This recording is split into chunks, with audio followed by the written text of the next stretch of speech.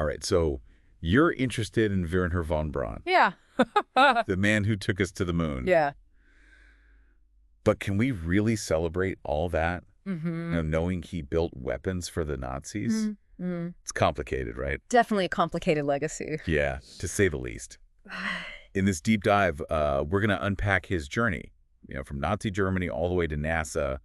We're going to explore his scientific contributions, but also some pretty dark chapters. Yeah, it's fascinating how his story is really intertwined with like all the major events of the 20th century. You have the rise of rocketry, obviously World War II, Of course. the Cold War, the space race. I mean, each one of these things kind of shaped his path Yeah. and forces us to think about, all the complexities of his life.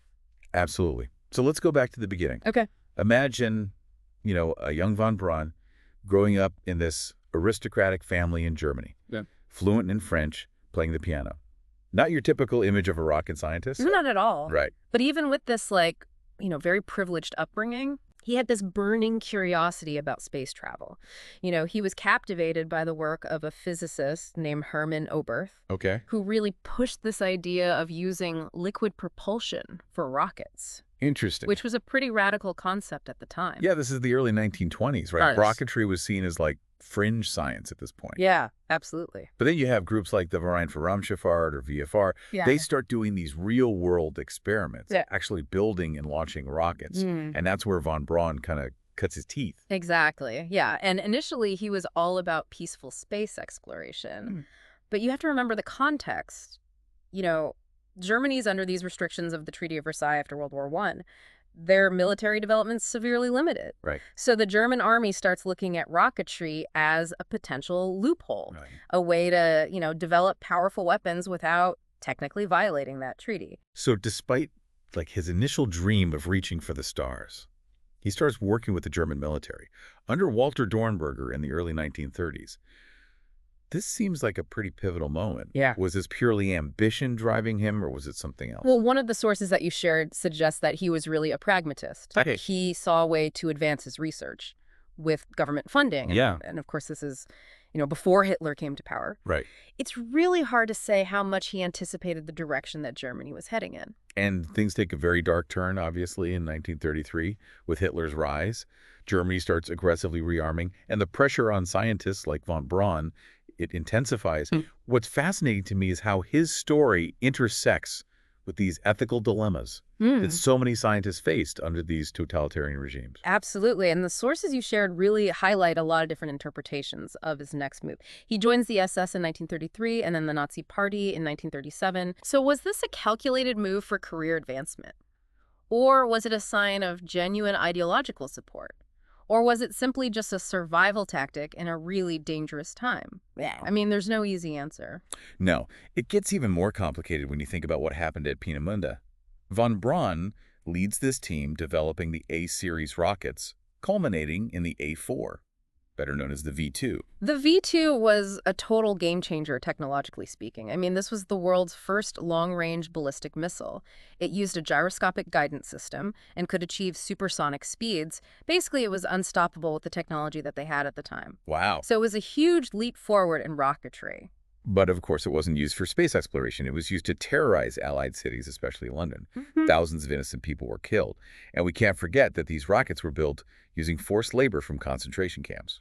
It's estimated that more people actually died building the V2 than were killed by its attacks. Oh, wow. Which is a pretty chilling reminder of the human cost of his work during the war. Yeah, it really makes you question how we reconcile these terrible actions with his later contributions to science.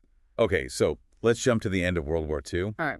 Von Braun facing potential capture by the Soviets, he surrenders to the Americans. Right, and this leads to Operation Paperclip, which was a secret program where the U.S. brought over 1,600 German scientists, engineers, and technicians, including von Braun, to work on American projects. I mean, the Cold War was heating up, and the U.S. really saw the value of their expertise, particularly in rocketry and missile technology. It's kind of mind-boggling to think about these scientists going from building weapons for Nazi Germany to working for their former enemy. Yeah, it's pretty incredible. And von Braun plays a key role in developing the American missile program. And then at NASA, he becomes the chief architect of the Saturn V rocket. The Saturn V was monumental. I mean, it was the most powerful rocket ever built. It launched Apollo 11, took humans to the moon for the first time. Yeah, it's just this incredible arc, from designing these weapons of war to launching humanity into space.